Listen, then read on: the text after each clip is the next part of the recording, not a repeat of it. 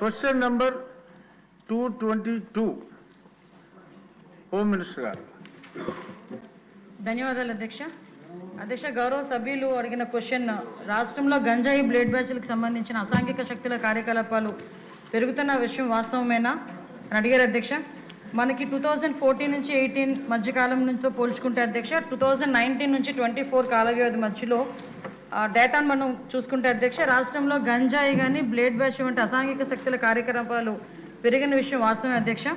యాక్చువల్గా ఈ గంజాయి బ్లేడ్కి సంబంధించి ఈ బ్యాచ్లకి సంబంధించి ఈరోజు కట్టడి చేయడానికి మన నూతనంగా ఏర్పడిన ఎన్డీఏ గవర్నమెంట్ వచ్చిన తర్వాత ప్రత్యేకమైన దృష్టి ఏర్పాటు చేసుకొని ఈ గంజాయిని నిర్మూలించడానికి, అదేవిధంగా కూకటవేలుతో నిర్మూలించడానికి, అదేవిధంగా బ్లేడ్ బ్యాచ్లని కూడా అరికట్టడానికి స్పెషల్గా ఒక టాస్క్ ఫోర్స్ను కూడా ఏర్పాటు చేయడం జరిగింది అధ్యక్ష. అదేవిధంగా ముందు అసలు బ్లేడ్ బ్యాచ్లు ఎవరెవరు ఉన్నారన్నది గుర్తింపు చేసే ఒక ప్రొఫైలింగ్ కూడా తయారు చేసే పరిస్థితి కూడా ఈరోజు కనిపిస్తుంది అధ్యక్ష.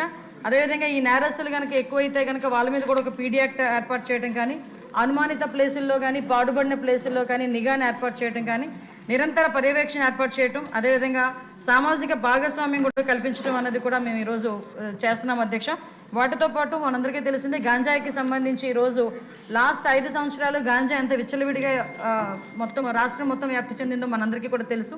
దాన్ని ఈరోజు కట్టడి చేయడానికి ఓన్లీ టాస్క్ ఫోర్స్ ఒకటే సరిపోదని చెప్పి ఈరోజు యాంటీ నార్కోటిక్ టాస్క్ ఫోర్స్ సంబంధించి ఒక సపరేట్గా ఒక వింగ్ని ఏర్పాటు చేసి దానికి ఒక అడిషనల్ డీజీపీ స్థాయి వ్యక్తిని ఈరోజు దానికి అధికారికంగా నియమించి ఈరోజు దాన్ని ఫోర్స్లోకి తీసుకురావడానికి నిన్ననే క్యాబినెట్లో కూడా ఆమోదం అయింది అధ్యక్ష.